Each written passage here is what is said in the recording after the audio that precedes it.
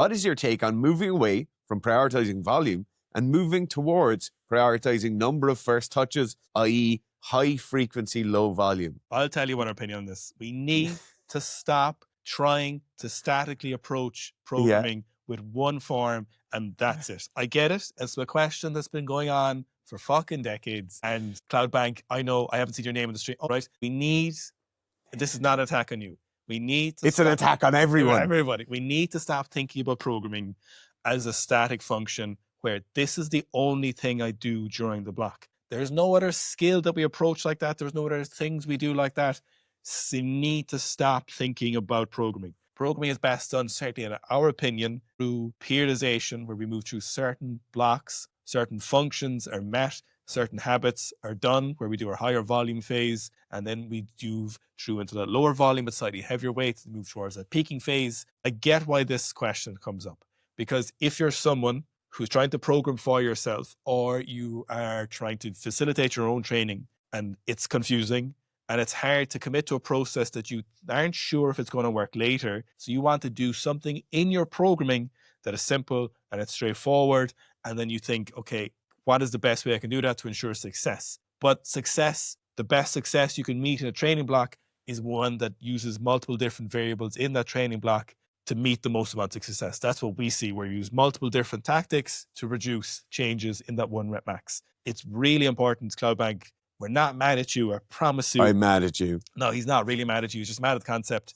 We need to get away from the idea of statically using one tactic in our training block forever, that this will produce the best results. The human body is complex, training is complex, movement is complex. It might be boring for you if you're a really experienced coach, but the training effect from good programming is undeniable, and there's definitely better ways of going about doing this. So I'll go into some of the reasons why this is a good idea. So when we move towards something like top sets with higher frequency, what you're actually doing is adding extra volume during the week, because you're going to have to warm up to those, and then you're either not going to get enough volume at the specific weight, so then we have to increase the frequency of training. So we're probably increasing a different kind of fatigue because we're doing multiple different training sessions. We have to go to the gym more often.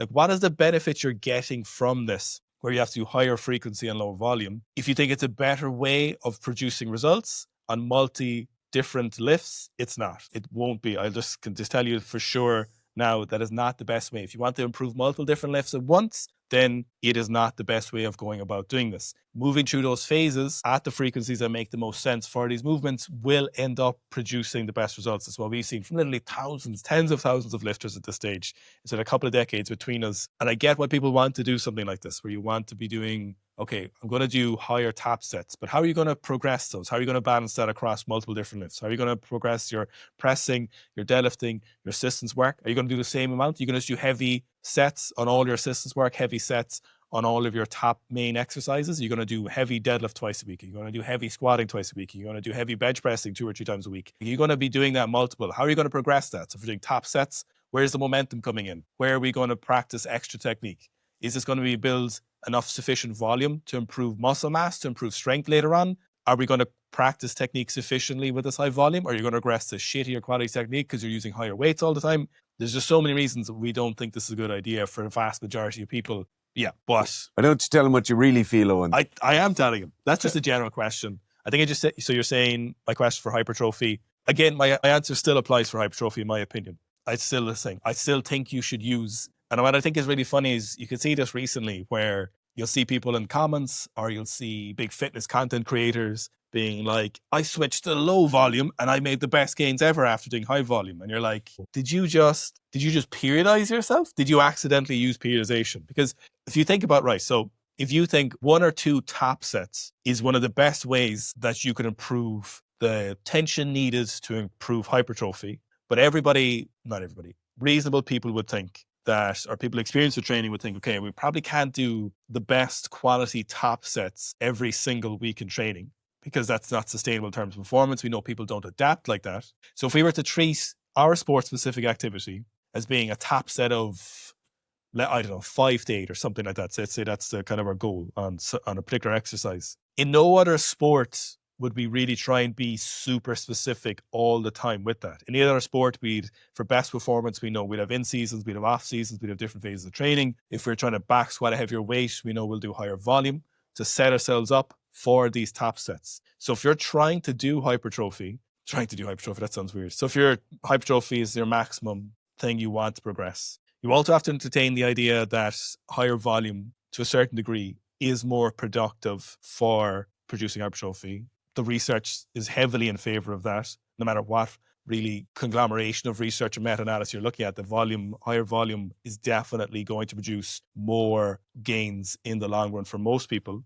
But if we're thinking, okay, I want to get some high volume, but I also think those top sets are really important. That's my sports-specific activity. I think there's no reason that you shouldn't also treat like that, like as performance, and sequentially move through different phases where you get a run up to those heavy top sets and you get momentum behind you by doing higher volume work first. You build a back capacity and then you build familiarity with that movement, and then you slowly increase the weight and drop down the volume a little bit till you hit those top sets. I just don't think it's, even for hypertrophy, I don't think it's the best way. So it's also important to kind of entertain the idea that hypertrophy is relatively straightforward if you're putting that effort into it.